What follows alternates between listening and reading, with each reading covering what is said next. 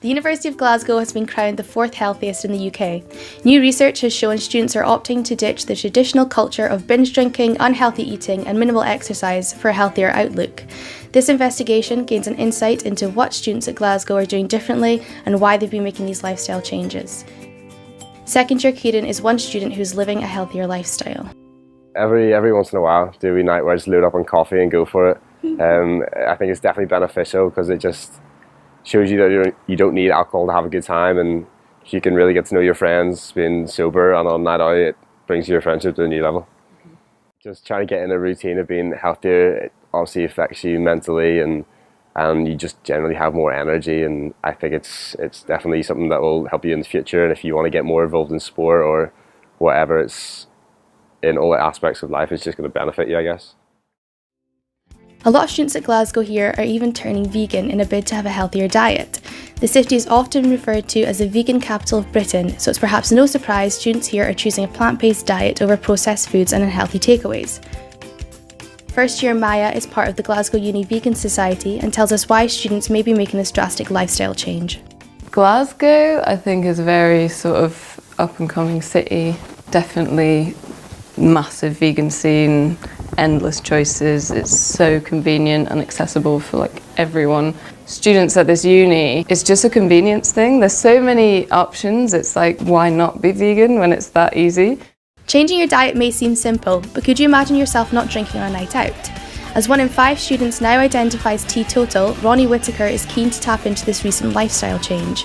He runs Sober Sonic, a sober clubbing event in Glasgow, which challenges the social norms related to drinking and partying. I firmly believe and feel that sober clubbing, conscious dance type rave events are the future. Just like we witnessed the initiation and takeoff of like vegetarianism and more conscious eating habits within Glasgow, within the UK, across Europe and the world.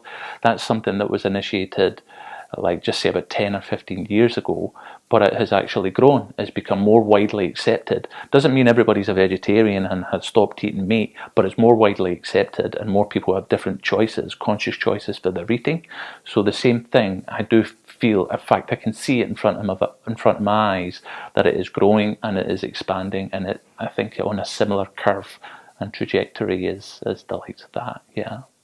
They are not used to having the option of not having any events to go to that don't include drugs, drink, whatever. So when they actually walk into Sober Club and they go, wow, this is like a full-on dance event, but there's no drink and there's no drugs. So the air is clear, the atmosphere is clear, the atmosphere is very energetic and electric because everybody's dancing, they're being their natural, authentic selves. Because we want to like gift the opportunity for students on a purposeful basis for students to come along and truly enjoy the events and to be able to not wake up on the next day with a hangover, and they can continue on and do their work and fuel their own aspirations from the energy and the experience that they have received through Sober Clubbing. Actively encouraging Glasgow Uni students to be healthier is Paddy, who's the president of Glasgow University Sports Association. He runs sporting and welfare events like 500 Miles for Mental Health. He's not surprised about Glasgow's health ranking and would love to see sober clubbing events run at the university. It's one of those that would need time to come in, and people would need to fall in love with the idea over a period of time rather than just jumping in at it. But I think the way the students are heading at the moment, I think it would be fair to have a couple of nights where there's the opportunity to just have a completely sober night rather than there's some people having a drink, which almost can encourage more people to have a drink. Whereas if everyone's sober and everyone knows the game, then you just let it go and you all have a good time together.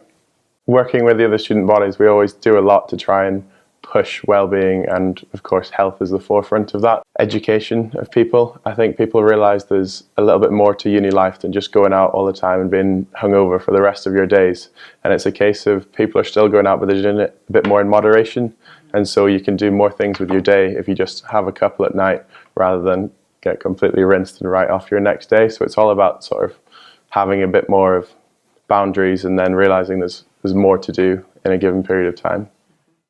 Despite students making these lifestyle changes of their own accord, Paddy thinks the university could do more to support them.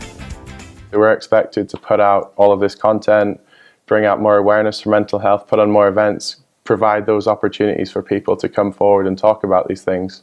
But however, we don't have the resources in place as well as we could do. So I think there's always opportunity for growth. But at the moment, we don't do a bad job. It's just how we can work together with the university to support the students' needs more. With students drinking less, going for healthier food options including veganism, and on-point sports facilities at their fingertips, it's no wonder that Glasgow University is the 4th healthiest in the UK. Thanks to the engagement of students and other innovators, the word is spreading for students to adopt healthy living. However, it is clear that the university could do more to support these lifestyle changes.